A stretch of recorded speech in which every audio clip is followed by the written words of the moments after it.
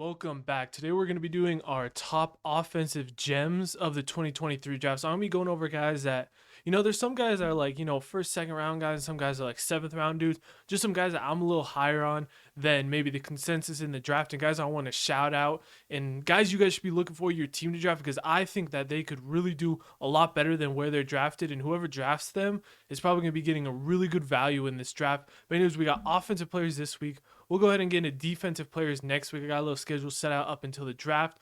But let's go ahead and get right into our first player. I believe we got 7 dudes to you guys and go. Let's go ahead and get right into the video. All right, as you can see here, our first player is Darnell Washington, tight end from Georgia. Now, I said these dudes are going to kind of, rank from beginning of the draft to end of the draft. He's more of like a first, second round guy. You can see I have their rankings. We got PFF has him 70th on their big board right now. The Draft Network, TDN, has him at 31st. And then the consensus is from the NFL mock draft database, where it has like over 184 like big boards and rankings that they put together for consensus. So they have them at 34. So it's kind of a discrepancy between PFF and the consensus on Darnell Washington. But one of the reasons I love him in this draft is because he's like an extra tackle on the field. Now, he has some injury concerns, but like when he's on the field, he's the best blocking tight end in this draft. And I know kind of like the kind of value that Mercedes Lewis brought to the Packers, where, Mercedes Lewis played a lot for the Packers and he was huge, not because of like his receiving, but mostly because he was such a good blocker. That's Darnell Washington. Darnell Washington can block DNs one-on-one. Like, when you see your team and you're like, how the hell are we leaving our tight end one-on-one versus edge rusher? Darnell Washington, obviously, he's going to get beat sometimes, but like, he's the one tight end in this draft where I'm like, if you do that, you're not always in trouble. He's an incredible blocker, and he kind of went to the combine. He had a sneaky, really good combine because like he's 6'7", 264. You can see there, and it's like we didn't know if he could move that well, but he moves really well in a lot of the agility stuff, and he was a lot more athletic and quick than I thought he was. So like he's not just the blocker though. He's a great blocker, but he's also a really good receiving threat.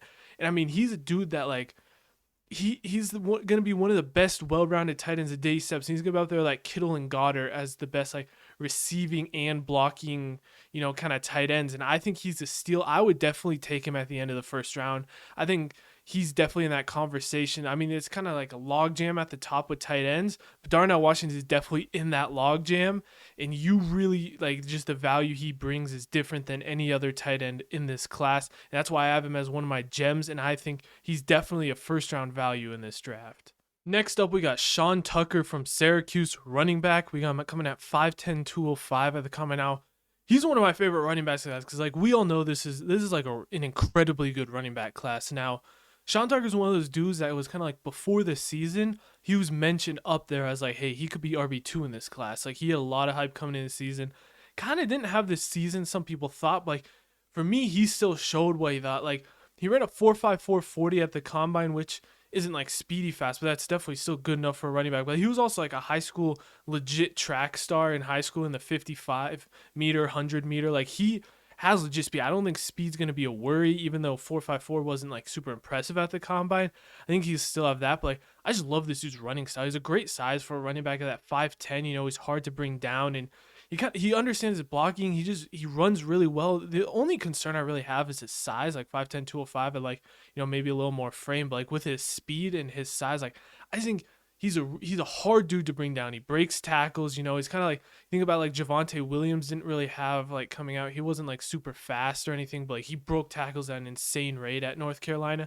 Sean Tucker's one of those guys where like, he didn't have quite as an insane rate as Javonte Williams, but like he's a tackle breaker. He understands his blocking schemes well. He can catch well. He's just a well-rounded back. And like, I mean, you saw when I did my Eagles mock draft, I had him going to the Eagles at the end of the third. I think he should go in the third, maybe fourth round. I have him probably as like RB4, so I definitely have him behind Gibbs, Charbonnet, and Bijan, but I think he's in that RB4 conversation. I love what he brings as a well-rounded back, like he can do everything, and he's definitely one of the running backs I'm keeping my eyes on. As you saw like the Dameon Pierce. We always have that one or two running backs that kind of go a little later in the draft, maybe 4th, 5th, 6th round on that day 3, and they come out and have huge production in their rookie season, and it's like, why didn't this dude go higher? I think Sean Tucker is the perfect example in this draft of the dude where he's going to get drafted somewhere. We're going to be asking ourselves, why wasn't this dude drafted higher? And I'm telling you right now, draft him higher because he's going to be that guy. And we won't even have to have the conversation if someone takes him in like the 3rd round, because I think that's where he deserves to go. Even though his rankings, you see 119, 170, 106. He's kind of in those hundreds, late third, early fourth round pick. I think he should definitely go higher, and that's why he's one of my gems for offense. Now I told you, we started with Darnell Washington at the beginning of the draft. Now we're moving in towards the back end of the draft. We got Devin Douglas, receiver from Liberty. Now he's a smaller receiver. I know he's 5'8", 170. He's a lot more of a niche kind of fit in the NFL, and that's why he's in this late round conversation. But he's a dude I love, man. I saw this dude at the Shrine Bowl, and no one could defend this dude at the Shrine Bowl. He was torching DBs. He's very shifty dude. You can see you can see the rank is 234, 317, 269 on the consensus. Like he's, definitely that late day 3 kind of value right now with how they see him. But like, Devin Douglas, his main issue is his size, and I know that that's going to be an issue. But like, if you have a niche role of a slot receiver with some big play upside, you saw like Tutu Atwell went super early, and Tutu Atwell is even smaller than him.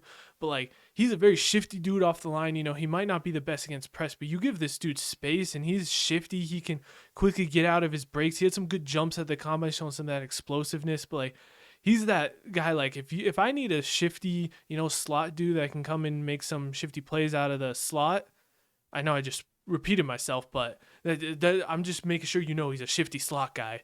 But like, he's just a smart guy with coverages. You know what you have in him. He's not going to be a guy that's going to be a true outside receiver one, winning downfield. He's not going to win contested catches a lot, but what he is going to do is he's going to get off the line quick. He's going to get you those short, quick passes, those quick dig routes, whip routes, slants. He's going to be able to get quickly open on those. He has pretty good after the ball skills too. Once he gets the ball in his hand, he can make some dudes miss. But he's just a dude I love that, like, he doesn't have that elite trait, but like, he gets it done in the slot. And other than his size, I mean, there's reasons this dude's on my gems, because I just love how this dude plays, and I think he could get some good production in the NFL. He's never going to be a 1,000-yard receiver, but he's a dude that can slide in as like your receiver 4 and get some meaningful reps and make some big plays down the line for your team, and a dude that you should definitely keep out for. And you want your team to have this dude as depth, and maybe not a starter. But if this dude's depth on your team, you're going to be happy you have him in case the receiver gets hurt or goes down. He's definitely a dude that knows what he's doing and can make some plays in the NFL.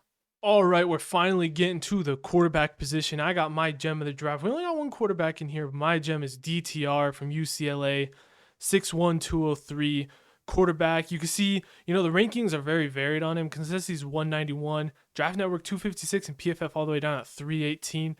He's a dude that I love as a great value at the end of the draft, because like, he's another Shrine Bowl guy. He came out and he had like the fastest velocity or fastest MPH throw at the combine. I mean, this dude, like, one of the issues was his like deep ball and arm strength was kind of just ordinary, but he's got really quick release that looks nice. He's got to fix up some of the more mechanics, but that quick release is going to be really nice. Along with, he's got great athleticism. He's one of the more athletic quarterbacks in this class. Obviously not like Anthony Richardson, but like, Anthony Richardson's an outlier. Let's not compare people to him, but like, he's a freak athlete. He can definitely get it done scrambling and running around. He's one of the dudes that I think would be perfect for a team with like a mobile quarterback to draft as a backup, whether that's like the Atlanta Falcons. I guess Desmond Ritter's not really, but like, you kind of saw with like the Mariota how their offense can run, but like the Falcons, the Eagles, if the Ravens keep Lamar, some of those teams who have the mobile quarterback, I think he'd be an incredible backup. And dude, I don't know what the road is. I don't know if he'll ever be a starting quarterback, but I think at least from now, I would love to have him as a nice backup for a team with a running quarterback. Because like I said, he's got that athleticism. He's got that quick release. Accuracy he's got to work on a little, but he's not inaccurate. He's a 5-year dude at UCLA, smart guy. Played under Chip Kelly, although the Chip Kelly offense didn't really work well in the NFL. He had a great senior season at UCLA, and he's one of those, like, there's that top bunch of quarterbacks. You got the top 4 dudes probably going top 10. Then you kind of got your second tier of like Tanner McKee and Hendon Hooker. And then I think he leads up that third tier. You got like him, Malik Cunningham, what's his name, Aiden O'Connell down at Purdue, Clayton Thune from Houston. You kind of got like a mismatch in that third tier. I think he's my favorite dude, that third tier. Like, if you want to take a developmental quarterback in the third or on day 3, he's my dude I'm targeting. Like, if you want a quarterback that's going to start, you probably don't get DTR. You're probably going for one of those first like 6 dudes, that I mentioned. But like, he's my favorite developmental quarterback, and that's why I think he's a gem, because I mean, he's got the tools to do some stuff in the NFL. Like you saw with Tyler Huntley, like I think he could be a guy who, like, outproduces what we saw from like Tyler Huntley. And I think he could be a very productive dude where like, especially if you have a quarterback with injury concerns, he's a dude that like 5 years down the line, you're gonna be wanting this dude as a backup 5 years down the line. Where if my quarterback gets hurt, I know DTR can come in and win a couple of games. He's gonna be that dude, I think, in the NFL, a very valuable backup quarterback. And who knows? Sky's the limit for this dude, and we never know what could happen. But that's at least what you're targeting on day three is those projects that have that high upside, and that's exactly what DTR is and why he's in this video as one of my gems and the only quarterback I have in my gems on this list.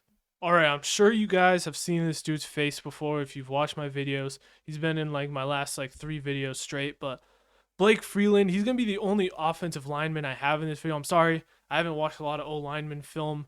Sorry if you don't like me. There's probably some more sleepers out there. But at least for the dudes that I have on this list, Blake Freeland is one of my favorites. You can see he's kind of turning out to be like my dude. I had him in both my combine, pre and post combine videos. Now I have him here. But he's just a dude I love. Offensive tackle, BYU. He's 6'8", 305. He's got great height. Maybe you want to put a few more pounds on him to be, a true tackle in the NFL. But great size nonetheless. It's going to be easy to put weight on him probably. But he's definitely the most athletic tackle in this class. I mean, his testing was off the charts. If you want to see exactly what his testing was like, go back and watch my Combine Risers video because he was definitely on there.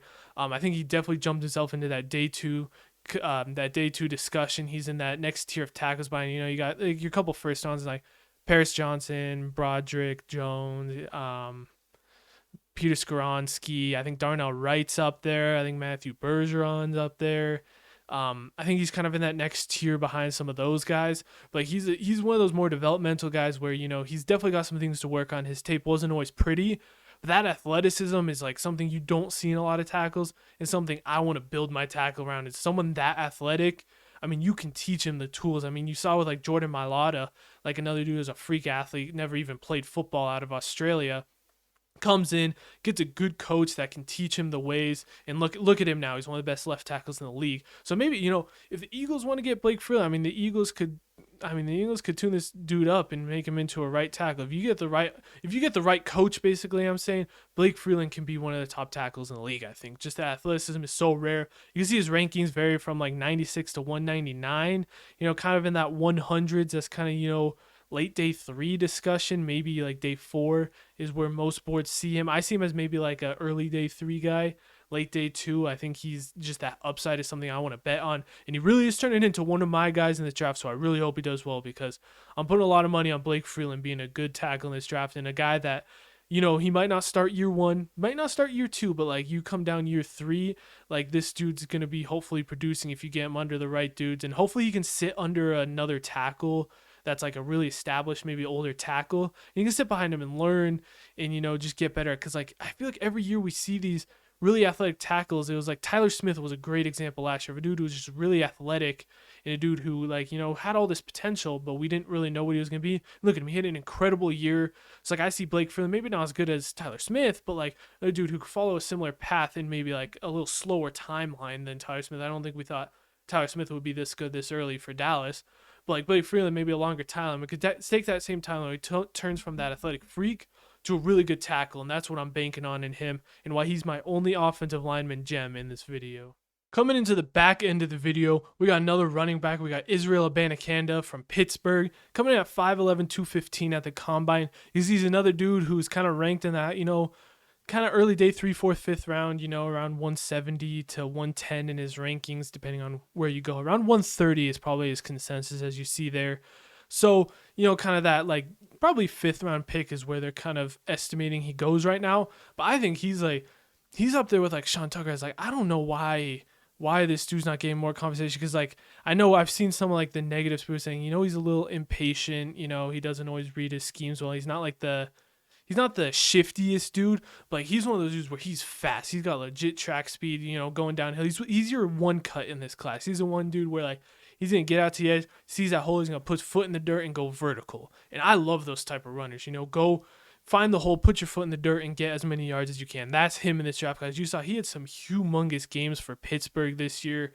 I mean, I think he had 11 out of his 13 games or whatever. He had over 100 yards. I mean, he had incredible production at Pittsburgh. He's got incredible speed, great one hole. He's very good at getting through the holes. He's not going to like get arm tackled going through the hole. He like I said, once he gets his foot in the dirt, he is going downhill, and I love that type of running. He's got great balance as a runner. He's just a dude that he's in my conversation with Sean Tucker as those dudes where like him and Sean Tucker are the two dudes where I'm betting on like that dude. Like I said earlier with Sean Tucker, there's going to be one, day 3 running back that we're like, why was this dude not drafted higher like Dameon Pierce last year? He's my dude in this draft class. Him and Sean Tucker, one of those two dudes is going to have an incredible season, and we're going to be wondering why this dude wasn't like a higher pick. Just I love everything about Israel Abanikanda. Get him to maybe slow down a little in the backfield and read his blocks, but like it's almost like it's that conversation of you want him to slow down, but like it's kind of like you have Le'Veon Bell on the one end of the spectrum where like he's so slow and he's just going to go behind his blocks. And then you have like a guy like Israel Abanikanda on the other end who's, he's gonna put foot in the dirt and get downhill as fast as he can. It's like maybe you want him to meet a little bit more in the middle, but I don't want to get rid of that like home run threat that he is where like, if there's a hole, this dude's hitting it and he's going to the house. He's that like home run hit running back, and I love that running. I love that running style personally. I love because like home runs, those are game changing runs. Israel Abanikanda is gonna have some game changing runs. Like you saw Kenneth Walker, dude who had some game changing runs for Seattle, like those 80-yard touchdowns. Like Abanikanda is a dude who can have those type of runs and just change games, and that's why I love him as a great value on day 3, and a dude who like put him in a running back by committee where he's not a 3-down back and he can keep that explosiveness every play. And that's a perfect fit for him, and he's gonna have some great success in the NFL early on. The last player we got in our offensive gems is A.T. Perry, receiver from Wake Forest, coming at 6'5", 205 at the combine. He's another that's a very varied. I mean, you see the Draft Network has him at 235. PFF has him at 75, so he's kind of like, he's anywhere from like 3rd to 5th or 6th round, depending on where you look right now. But like for me, he's definitely like a day 2 kind of dude. I think he's definitely a 3rd round kind of receiver just because he's one of those dudes where it's hard. So he's a taller, contested catch. He's got really good speed down the field. He's one of those dudes where they had a weird offense at Wake Forest that weird offense was just a lot of downhill. He ran a very limited route tree, but like I don't want to look at that route tree he ran at Wake Forest and say he's not a good route runner because he really just ran a lot of like goes and quick routes and stuff. But like I see this more as like a Justin Jefferson situation where like Justin Jefferson played in the slot, but that didn't mean he was only a slot receiver in college. We saw like he came out, he's incredible on the outside. He played slot. We saw heard the stories about he played slot because that's where he heard he was going to get the most production from his coaches. A.T. Perry, I think like even though he ran a limited route tree and we haven't seen him run the rest of the routes, I don't want to take that as he can't run those routes because I think he can. He's got great ankle flexion, which is one of the things that I've seen a lot of people talk about with him, and like one of the things you look for in like route running with being able to like, round off and cut off your routes and just run, crisp routes. I think that's what he has. I think he's a really good route runner. He's a really smart guy. I think, he's got, like I said, he's got that downfield speed. He's good at contested catch. He's got really long arms. I think he can be a true outside receiver in the NFL. And I think we haven't even tapped into what he can be. Like I said, with that limited route tree at Wake Forest, I think he can definitely run more. There's some dudes where like they run that limited route tree, and I think like I don't know if like De'Ami Brown's a dude who like from North Carolina last year, where like he really only ran go balls at North Carolina, and he really got to work on like the rest. I think that was like majority of like what he was good at. Whereas like A.T. Perry, I think that was just the offense he was in, but I think he can run the whole route tree. I think we just haven't seen it, and I think that's why I have him as a gem, is because I'm more projecting with A.T. Perry. And like we haven't seen the full route tree from A.T. Perry, but like personally from what I've seen at like the Shrine Bowl, the Combine, and just everything, some of the film we've seen with him, I think he can run the full route tree, and I think he's going to be one of the biggest sleeper receivers in this class. Where like, if you're looking for a dude on day 2 that like, hey, this dude could potentially be a receiver 1, and he's got, everything to him. He's got route running, size, speed. Like A.T. Perry's that dude. He's not like elite route running, not elite speed, but he's got great speed, great route running. He's got great size at 6'5", 205. Like he's a dude. Like if you need an outside receiver on day 2, A.T. Perry's one of the dudes you really got to be looking out for, because I think he has been one of the biggest risers from this whole process. He's going to keep rising, and he's going to go a lot higher than people think, I think. And that's why I have him on this video in one of my gems, because don't be surprised when this dude goes earlier than you think in the draft. Nonetheless, that is going to do it for my offensive gems. We only had 7 gems. You know, I didn't want to like add dudes that like, I wanted to add dudes that I'm like confident, like that I'm willing to put my name to. And those were the guys I really love in this draft. So we just went with 7 dudes I like. Next week we got defensive gems. I think it's gonna be a pretty long video because I got lots of dude I love on the defensive side of the ball. So look forward to that next week because I'm excited for that video. It's gonna be a lot more sleepers and dudes that like you guys really need to keep your eye on. Whereas this one, a lot of you probably know most of these guys, you know, a couple Shrine Bowl guys on here. But anyway, that's going to do it. Let me know if there's any other guys you guys want me to look into. You know, leave your sleepers in the comments. Let me know who to look out for because, you know, I'm still looking through dudes. Still got a couple weeks to draft. I'm still, you know, dudes I'm like, hey, I haven't even watched this guy's film yet. These are dudes I have. Dudes I love. Let me know, like I said, your sleepers in the draft. Any guys you guys don't like, let me know why you don't like them because, you know, obviously everyone's opinions are different in the NFL draft. Some people love dudes. Some people hate dudes. Let me know any other your thoughts on these guys in the comments. I will see you guys next week for the defensive gems and have a great day and week.